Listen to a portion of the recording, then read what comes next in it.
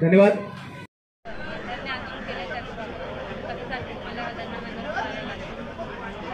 आज 3 वर्ष झाली आम्ही अशीच धरणे आंदोलन करतो आहोत। याचं कारण असं आहे की कोकणात जो रिफायनरी प्रकल्प हा प्रदूषणकारी आहे आणि तो आम्ही न मागता लादला जातोय।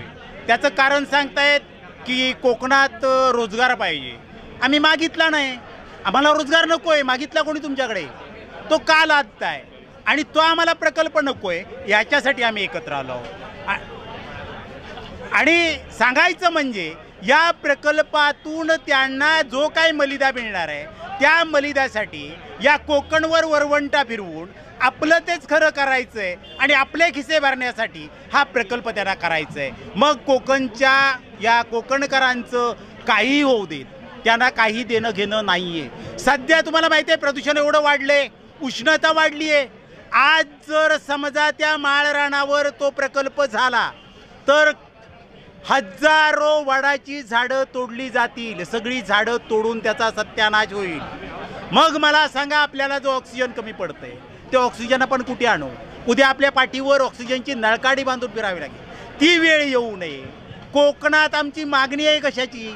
की कोकणात जे उत्पन्न होतं त्याच्यावर तुम्ही प्रक्रिया करा आणि त्याच्यातून आम्हाला नोकरी धंदा द्या, पण हा विनाशकारी नको आहे। कोकणात आमच्या कितीतरी रोजगार आहे। या सीझनला आत्ता आमच्याकडे 1.5 लाख नेपाळी येऊन काम करतायत।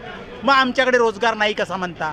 मग याच्यासाठीच आम्ही त्यांना सांगतोय की रिफायनरी प्रकल्प आम्हाला नको आहे। आजपर्यंत आम्ही आंदोलनं केली, याच्यापुढे आंदोलनं करणार नाही, तर आता आम्ही हल्लाबोल करणार आणि रिफायनरी घालवणार। त्यांचं जर म्हणणं असेल आम्ही रिफायनरी करणार आहोत, तर माझं ठाम म्हणणं आहे आम्ही रिफायनरी जीव गेला तरी होऊ देणार नाही। साहेब बोलल्याप्रमाणे लढतोय, कारण आम्ही सांगतो की आम्हाला जे आमच्याकडे उत्पन्न होते त्याप्रमाणे आम्हाला तुम्ही इथे काम द्या किंवा आम्हाला उद्योगधंदे आणा, पण तिकडे कारण करून नको त्या गोष्टीकडे ते लोक लक्ष केंद्रित करतात आणि रिफायनरीसारखे प्रकल्प आणण्याचा प्रयत्न करत आहेत। तर आम्ही त्यांना सांगितलेलं आहे की बाबा आम्हाला कोकणाची हानी होणारे कुठलेही प्रकल्प नको आणि यासाठी तरुण वर्ग जास्त एकटवलेला आहे आणि एकत्र झालेला आहे, कारण त्यांना माहिती आहे की जो रोजगारचा गाजर दाखवला जातो आहे हा रोजगार फक्त बाहेरच्या लोकांसाठी, इथल्या स्थानिक लोकांसाठी किंवा तिथल्या सुशिक्षित लोकांसाठी नाही आहे। कारण हे ॲटोमॅटिक कंपनी असणार आहे, त्याच्यामध्ये आपल्या कुठलाही याचा फायदा होणार नाही। जे काही नोकऱ्या मिळणार आहेत त्या फक्त वॉचमॅन आणि किंवा बागकामच्या वगैरे असतील आणि त्याच्यासाठी आपण त्या इच्छुक नाही आहोत। जर आम्हाला काम पाहिजे असेल, आम्हाला काम द्यायचं असेल तर तुम्ही आम्ही जे आमच्या गावा कोकणामध्ये जे पिकतं आहे त्याच्याबद्दल ते उत्पन्न असेल ते आम्हाला करायला द्या, त्या आम्ही ज्यातून आम्ही रोजगार निर्मिती करू किंवा तुम्ही रोजगार निर्मिती आम्हाला करून द्या, तिथं आम्ही काम करायला तयार आहोत।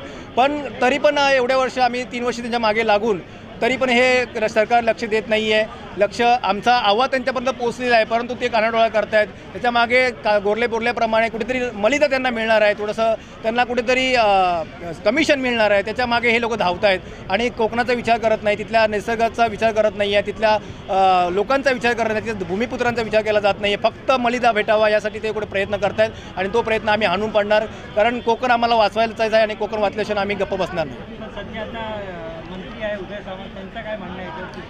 बघा